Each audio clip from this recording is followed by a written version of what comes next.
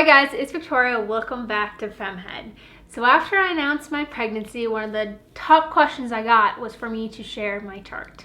Everyone wanted me to share my chart to know whether I got an implantation dip and if I knew I was pregnant because of my chart before I got a positive test. And listen, I always thought I would be that person with a perfect pregnancy chart to share, to show exactly when it happened and how it happened and all that information.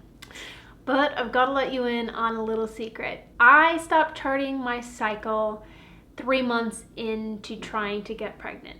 So that means I have not charted my cycle in almost a year now. And so today I wanted to talk about why I made that decision and how that impacted my trying to get pregnant journey.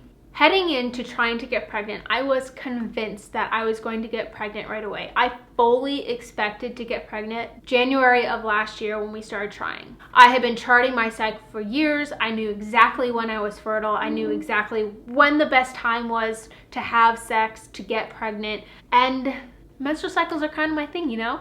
I was really naive to not separate the knowledge I had of my menstrual cycle from fertility and chances of getting pregnant, because those are very separate things. Did you know that when you're trying, you still only have a 25% chance each cycle of getting pregnant? That was a wild statistic for me to learn.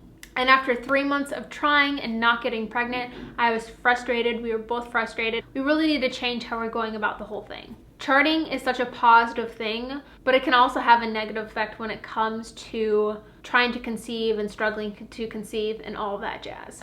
After years and years of trying to not get pregnant, to absolutely not being able to get pregnant, not wanting to get pregnant, to now being free to have unprotected sex, to be free to have pregnant, it should be a fun time in life, shouldn't it? That's not always the case. If sex starts to feel timed or forced or routine, it kind of takes the fun out of it. I think this is a very important thing to be aware of going into trying to conceive that a lot of people might not think about. I know I definitely didn't think about going into it. And I was just feeling let down by my knowledge and my understanding of my cycle. We just needed to make a change. So we made a decision to stop charting, that I was going to stop charting my cycle. So I took my thermometer, I gave it to Michael to put in the bedstand, and it literally is probably floating around somewhere in one of the bottom of the drawers there because I have not touched it since. And that took a lot of the pressure away and made it a much more pleasant experience all around. But it didn't take away that ingrained knowledge that we both had of the cycle and fertility, and that I had of my own body and fertility and cycle. Because even though I wasn't charting my temperature anymore and I didn't have my thermometer out, any of that, you can't just stop noticing your cervical fluid after years of charting it and keeping track of it and watching its every move and change. And even though I didn't chart it every day, I would mark the most fertile egg white fluid days on my chart. I still wanted to feel like I had some sort of control over the process, and that just gave me just enough to feel like I was doing something. And even without marking my fluid on my chart, I could tell when I was fertile, when I wasn't. My point here today is I think everyone going into trying to conceive should have a base knowledge of cycles, charting, and fertility, because if you are trying to conceive but you are having sex at the wrong times when you're not fertile, you're not going to get pregnant. There's a lot of misinformation out there surrounding the perfect 28-day cycle and that everyone ovulates on day 14. And so if you're saving all of your sex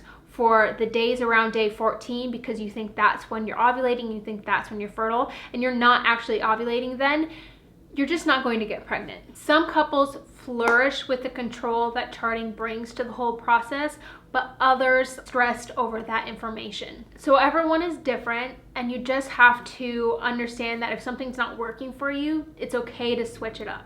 If you guys want to learn how to chart your cycle, I have basically a beginner to fam course called Chart Your Cycle. It's an easy to understand, quickly digestible course to give you the information of how to start charting your cycle, the different phases of your cycle, your fertility, the rules if you want to go on to use it as birth control someday after you do give birth. I'll put that in the description box if you guys want to go check it out and learn more. But I want to know, did you guys use charting and fam to conceive, or did you chart at some point before you started trying to conceive? And how do you think that knowledge impacted your journey? Thank you so much for watching today's video. I hope you enjoyed it. Give it a thumbs up if you did. And don't forget to subscribe to FemmeHead to keep up with more of me. Bye guys!